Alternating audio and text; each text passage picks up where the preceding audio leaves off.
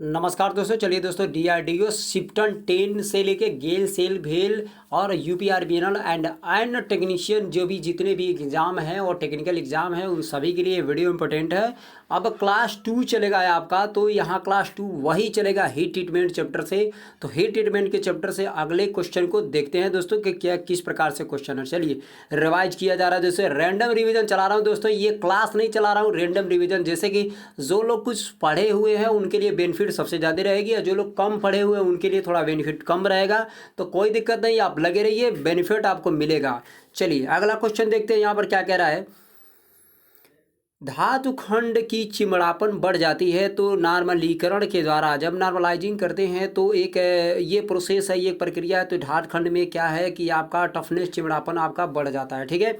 Steel की सतह को केवल कठोर बनाया जा सकता है तो सतह कठोरीकरण से। सतह कठोरीकरण ये होता है जो स्टील के सतह के केवल कठोर, मतलब ऊपर का जो लेवल होता है स्टील के सतह, तो उसके ऊपर कार्बोनाइजिंग, पैक कार्बोनाइजिंग, नाइट्राइजिंग, साइनाइडिंग, इन विधियों के द्वारा स्टील के ऊपरी सतह को कठोर किया जा सकता है। वह सतह कठोरीकरण से तात्पर्य रखता है। ठीक है।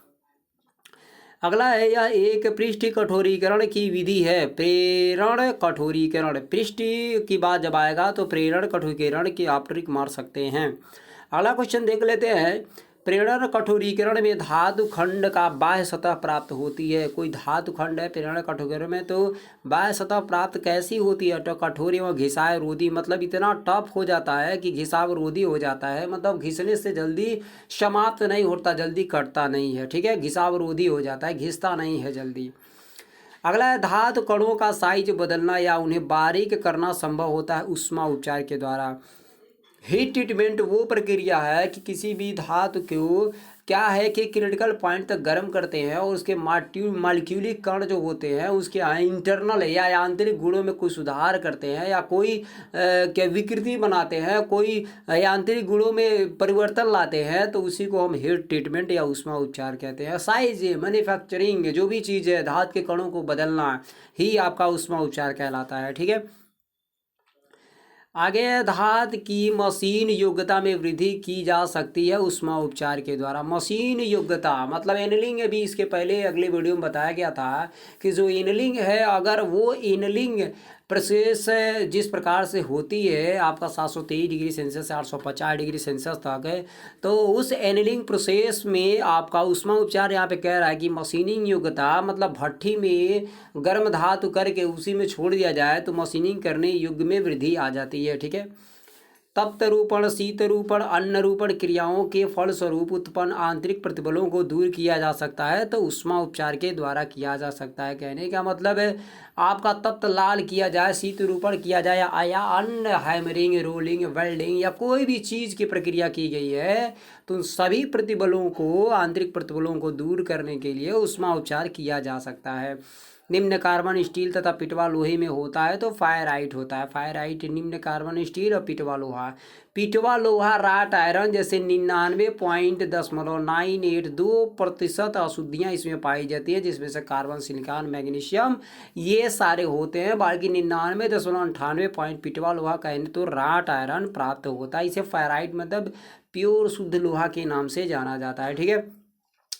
आगे, फेराइट होता है तो मृद या तन्य लोहा होता है। सीमेंटाइट होता है तो आयरन कार्बन होता है। या Fe3C आपका होता है, ये फार्मूला है। या फी मतलब या फी लोहा है, 3C आपका सीमेंटाइट आयरन कार्बाइड बन जाएगा। ठीक है। ग्लेवेनाइज शीट के लिए कौन सा फ्लक्स प्रयोग किया जाता है? तो हाइड्रोक्लोराइड प्रयोग किया जाता है। ग्लेवेनाइज्ड शीट के लिए कौन सा फ्लक्स प्रयोग करते हैं? तो हाइड्रोक्लोराइड प्रयोग करते हैं। फ्लक्स हीट ट्रीटमेंट में बहुत ज़्यादा आते हैं। ठीक है। पीतल के सीट के लिए कौन सा फ्लक्स प्रयोग करते हैं? तो पीतल के सीट के लिए जिंक क्लोराइड याद कर लीजिएगा, जिंक क्लोराइड। ठीक है। तांबा के सीट के लिए अमोनियम क्लोराइड याद कर लीजिएगा। ध्यान दीजिएगा, तीनों इंपॉर्टेंट है यहाँ पर। ये देखिए, ग्लेवनाइज्ड है तो हाइड्रोक्लोराइड, पीतल है तो जिंक क्लोराइड, तांबा है तो अमोनियम क्लोराइड, ये तीनों याद रखिएगा। तांबा है तो अमोनियम क्लोराइड, पीतल है तो जिंक क्लोराइड, और यहाँ पर ग्लेवनाइड है तो हाइड्रोक्लोराइड आपका हो जाएगा। ठीक है। गन मेटल के लिए कौन सा फ्लक्स प्रयोग करेंगे? तो रेजिन आता है, रेजिन। ठीक है। गन मेटल, कॉपर, टिन के आपका गन मेटल आता है, तो कोई इसमें गन मेटल में रेजिन मेटल का ध्यान दीजिएगा।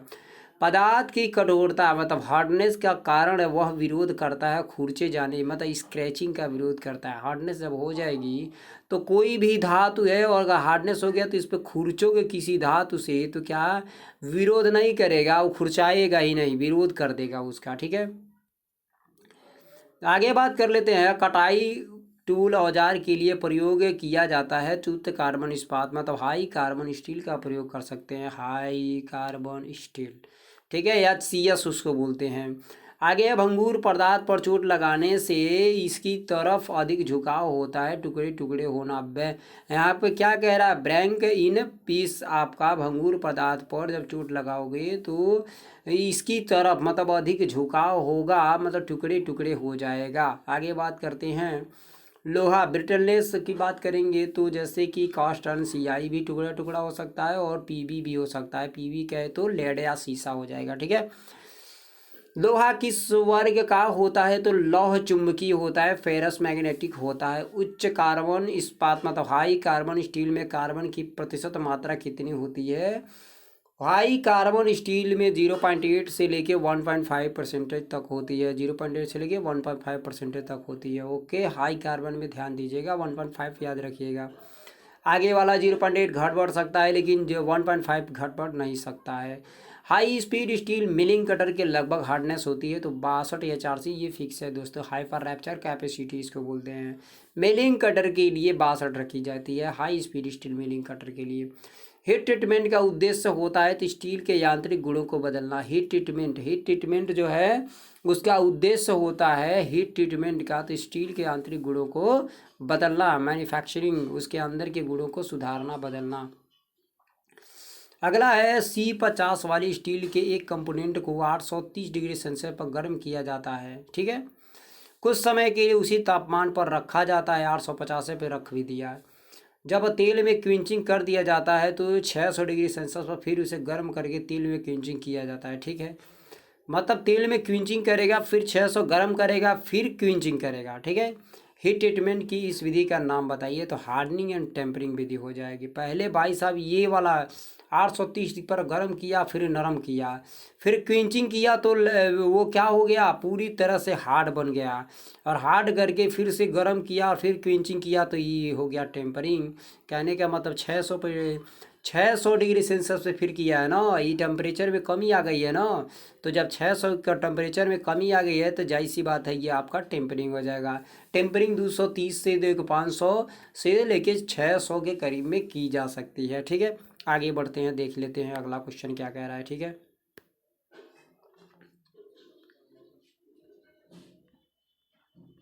आप लोगों को मैं अधिक से अधिक क्वेश्चन कराऊंगा लेकिन अभी थोड़ा फ़िलहाल मेरे पास टाइम नहीं हो पा रहा है, इसलिए मैं वीडियो कम डालता हूँ।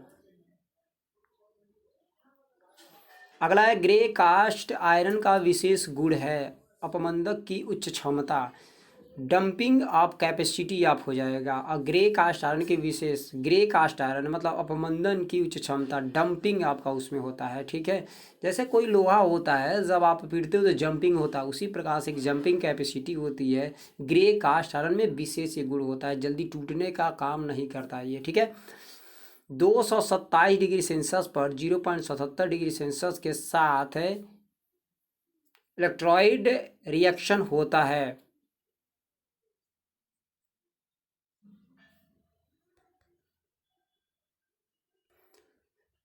तो फिर वही बात करेंगे हम यहाँ पर 227 और 0.77 डिग्री सेल्सियस के साथ इलेक्ट्रोक्टाइड रिएक्शन होता है तो एस्टेरॉइड और ये आपका फेराइड और सीमेंटाइड, एस्टेरॉइड और फेराइड प्लस सीमेंटाइड का रिएक्शन होता है, इस प्रकार से रिएक्शन बनता है। ठीक है, आगे बढ़ते हैं, यहाँ पर क्या कह रहा है,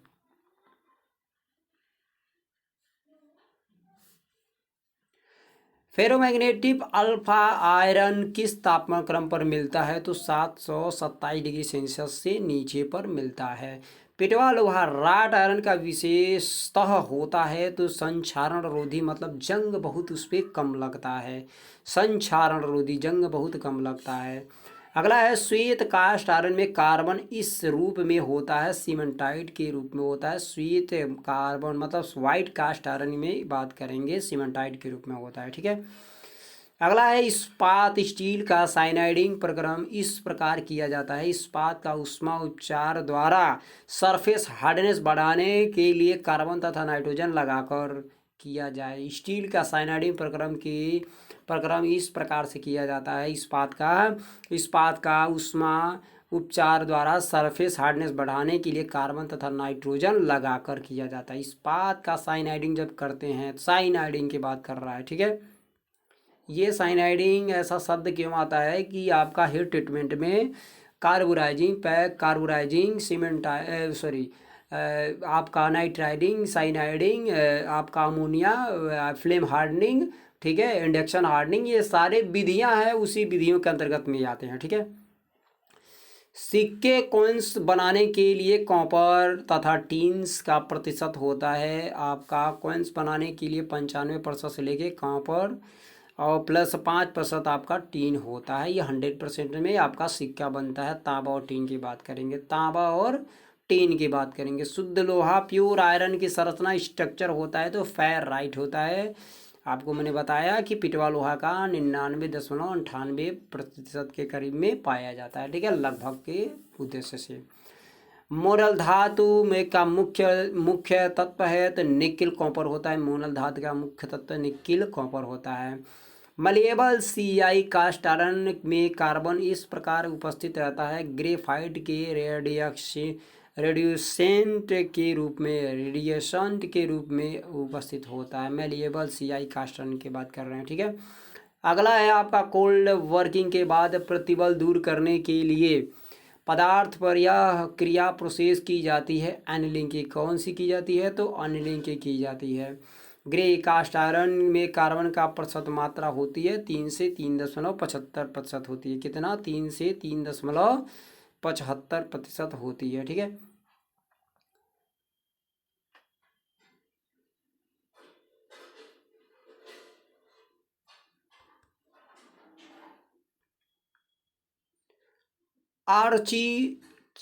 आर्किटेक्चरल आपका तथा यहाँ पर इमिटेशन ज्वेलरी के लिए गोल्डन मेटल में कॉपर तथा जिंक का प्रतिशत रखा जाता है। 90% से 10% है। 90% कॉपर और 10% जिंक रखा जाता है। ऑटोमोबाइल सिलेंडर में पिस्टन बने होते हैं ग्रे कास्ट आयरन का बनाए जाते हैं, क्योंकि मैंने बताया ग्रे कास्ट आयरन बहुत जल्दी टूटता नहीं है। पिग आयरन में कार्बन का प्रतिशत होता है। घटिया लोहा में पिग आयरन 4 से 4.5% पाया जाता है। 5% भी उसको बोलेगा तो आप ले सकते हैं। मलेबल कास्ट आयरन ग्रेफाइट आयरन की तुलना में अधिक होता है। तन्य डक्टाइल होता है। क्या होता है? तन्य तथा डक्टाइल होता है। अगला है संयोजक दंड। कनेक्टिंग रॉड इस धातु की बनी होती है। मध्य कार्बन इस्पात मतलब मीडियम कार्बन स्टील की बनाई जाती है। अल्फा आयरन और क्रिस्टल स्ट्रक्चर होता है। बॉडी सेंट्रॉयड क्यूब BCC इसको बोलते हैं। Body BCC body centroid cube इसको बोला जाता है। अल्फा आयरन और क्या है आपका क्रिस्टल स्ट्रक्चर, ठीक है। नेक्स्ट बोलेंगे पिग आयरन को किस नाम से जाना जाता है? ब्लास्ट फर्नेस का उत्पादन के नाम से पिग आयरन को ब्लास्ट फर्नेस उत्पादन के नाम से जाना जाता है। अगला यहाँ पर सीमेंटेड कार्बाइड टूल किस धातु को काटने के लिए उपयोग होती हैं? नहीं होती हैं। सीमेंटेड वाला नहीं होती हैं, ध्यान दीजिएगा, नहीं और हाँ पे।